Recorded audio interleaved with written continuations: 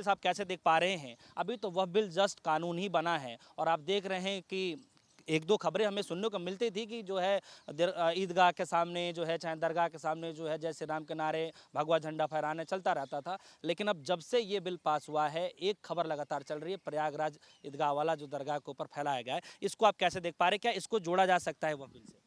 देखिए, जो बिल आते हैं, जो एक्ट बनता है और उसके साथ में जो सरकार उसको एग्जीक्यूट कराती है, ये तीनों कहीं न कहीं से एडमिनिस्ट्रेशन के माध्यम से जो जनता के ऊपर सारी चीज़ें छोड़ दी जाती है, वो कहीं न कहीं पर जो जनता को नियम के माध्यम से एक बॉन्ड के तरीके से कंट्रोल करने का जो तरीका होता है, उसी के लिए नियम होते हैं, कानून होते हैं, सेक्शंस होते हैं और उसके साथ में विभिन्न आपराधिक जो बहुत सारी प्रक्रियाएँ होती है, उस प्रोसेस को लिया जाता है कि वो अपराध को, क्राइम को जो समाज के लिए पीड़ा हो, समाज के लिए दुखदाई हो, जो समाज को नियंत्रण में कहीं न कहीं पर नुकसान पहुंचाता हो, ऐसी चीज़ों को लेकर के उसको रोक लगाता है। भारत देश में वर्तमान व्यवस्थाएं कुछ इस प्रकार से बन गई हैं कि जो पुरानी चीज़ें हो चुकी हैं उस पे लेके आप आना चाहते हो। मेरा सवाल यह है कि जो चीज़ें ख़त्म हो गई हैं, आप उससे आगे का चीज़ों को देखो। 10-5 साल जिसके किसी के पास जीवन है, किसी के पास 20 साल का जीवन है, किसी के साथ पास 50 साल का जीवन होगा। हो सकता है कि कम ज़्यादा और भी हो सकता है। तो व्यक्ति विशेष को जो समय मिला है फ्यूचर के लिए, वो फ्यूचर के समय को सारी चीज़ों को करे वो। मेरा सवाल यह है। सवाल इसी के साथ में यह है कि जो बच्चे ये सब कामों को कर रहे हैं, उनसे यदि यह पूछ लिया जाए कि आपके पिताजी जिस दिन मतलब मान लीजिए सोसाइटीज़ में नहीं रहे या जी आपके पिताजी ऐसे कार्यों को क्या आपकी अनुमति देते हैं कि आप जाके इन सब कामों को करिए? मुझे लगता है कि सरकार कहीं न कहीं पर नाकामी रूप से ऐसी चीज़ों को बढ़ा रही है, जिससे सरकार से जनता जो है, जो उत्तरदायी तरीके से उनसे प्रश्न कर सकती थी कि आप इन चीज़ों के बारे में बताइए, तो वो उन चीज़ों के बारे में नहीं बता पाती, इसीलिए ऐसी चीज़ों को ले आकर के सारी चीज़ों को जोड़ती है। अब आ गया इसमें वक्फ एक्ट, उसके आधार पर पूरे भारत देश में बता दिया गया कि थर्ड लार्जेस्ट ज़मीन इनके पास है। सच्चाई कुछ और है। इसके साथ में जनता के मन में इतनी चीज़ों को भर दिया गया कि मुस्लिमों ने ये किया है, वो किया है। अब क्या-क्या किया है, सच्चाई तो कुछ और है। पर यह है कि जिनको राजनीतिकरण इसका करना है, जनता के सामने वोट लेना है, तो वो किसी भी जाति विशेष को इतना ज़्यादा उसको गंदा साबित कर देना, यह नहीं दिखाता है पूरे भारत देश में कि वो विशेष जाति ही पूरी तरीके से गड़बड़ हो गई।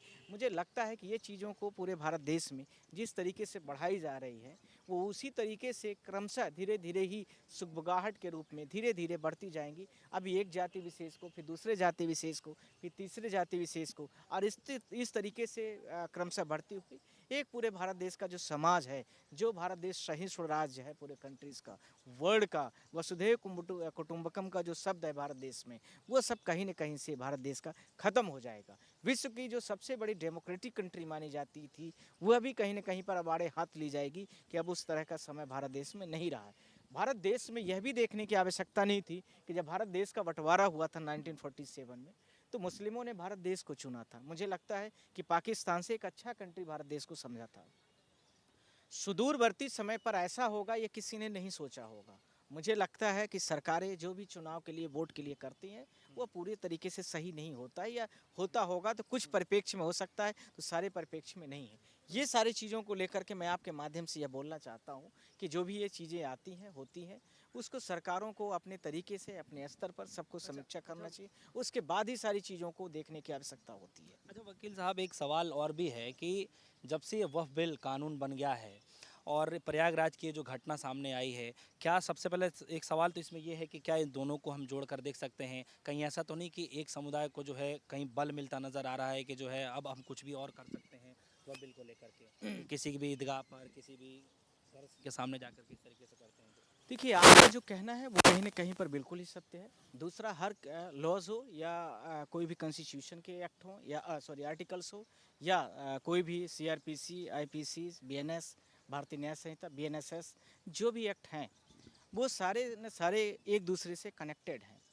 उसी मार्ग में ये नियम जो आया है अभी वर्तमान का, वह नियम भी इन सारी चीज़ों को प्रमोट करता है। पहले आप तो दरगाह में नहीं जाते थे, पहले आप ईदगाह में की जो जगहें ऐसी थी, वक्फ बोर्ड की ज़मीनों पर भी आप नहीं बोलते थे। पर आपने इस एक्ट के माध्यम से वह पूरे भारत देश से चीज़ों को फैला दिया और सरकार ने नियम भी ला दिया। सरकार के पास फुल मेजोरिटी है, इसलिए उनको पर्याप्त फ़ायदा मिल गया है इस चीज़ का।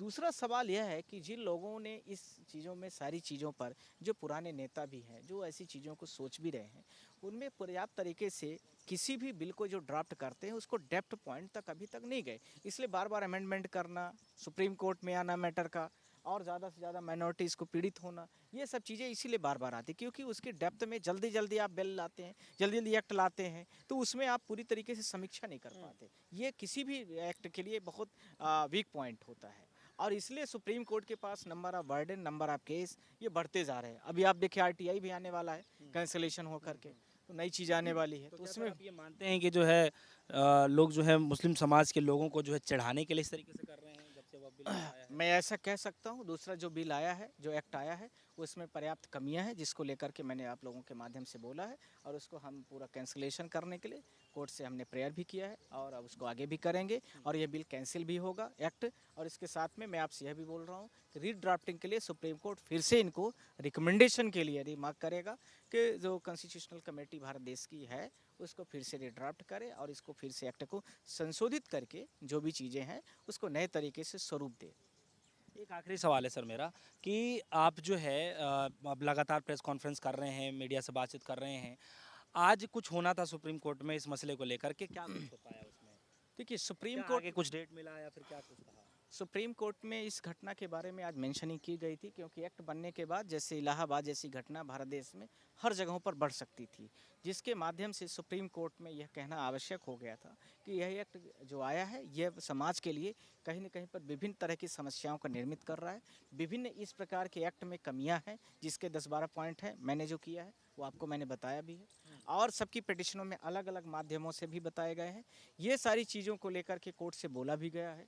कोर्ट इस सारी चीज़ों को सुनने के लिए तैयार भी है। कोर्ट ने बोला कि देखिए ऐसा है कि इस सारी चीज़ों को लेकर के आपको कोई ना कोई हमें एक लेटर देना पड़ेगा, पर लेटर कोर्ट में बोला गया कि कोर्ट आपको पहले लेटर दे दिया गया है, तो उन्होंने बोला मेरे पास अभी ये लेटर कोई आया नहीं है। तो कहें कोई बात नहीं, जब नहीं आया है तो हम इसको 1 बजे से 2 बजे के बीच में देख लेंगे। देखने के बाद हम इस मैटर को फिर लिस्ट करते हैं अप्रोप्रिएट डेट्स पर।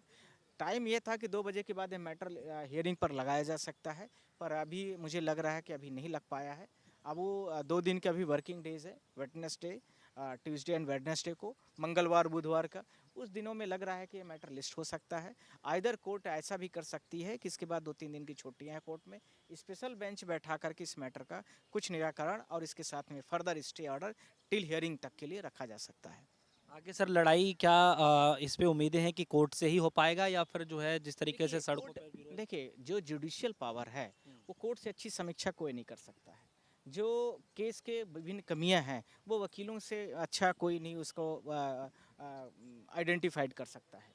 इसके साथ में मैं आपसे यह भी बोलना चाहता हूँ कि लॉयर्स कोई भी लॉयर हो, वो किसी भी चीज़ को ना केस को बहुत अंतर तक पढ़ के उस सारी चीज़ों को देखता है, और उसी लॉस में वो रोज़ जीता है, तो उसको काफ़ी अनुभव होता है चीज़ों को, जिसकी वजह से वो सारी चीज़ों को एक्ट के रूप में ये कमियां हैं बड़े जल्दी मार्क कर लेता है, इसलिए तो जल्दी जल्दी पिटिशन फाइल हो जाती है, और कमियों को लेकर के उजागर करते हैं कोर्ट से वो।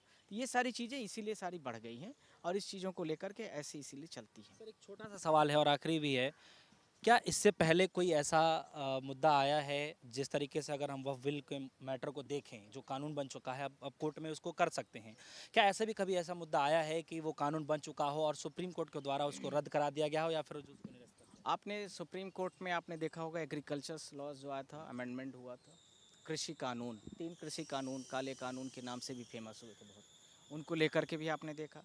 एनआरसी सीए का जो एक्ट आया था आप लोगों को पता है, उसमें भी सुप्रीम कोर्ट ने स्टे लगा करके चीज़ों को अभी वो चला गया।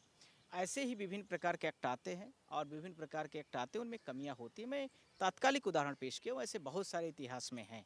भारत देश जब से कॉन्स्टिट्यूट हुआ है तब से लेकर के आज तक में बहुत सारे ऐसे बिल आए होंगे, बहुत सारे एक्ट आए हैं, पर मैं उदाहरण के तौर पर छोटा, अभी थोड़ा सा छोटा लोगों को शॉर्ट टाइम्स के लिए याद दिला रहा हूँ कि कृषि कानून भी आप उदाहरण देख सकते हैं, और ऐसे बड़े बड़े एक्ट आते हैं और चले जाते हैं।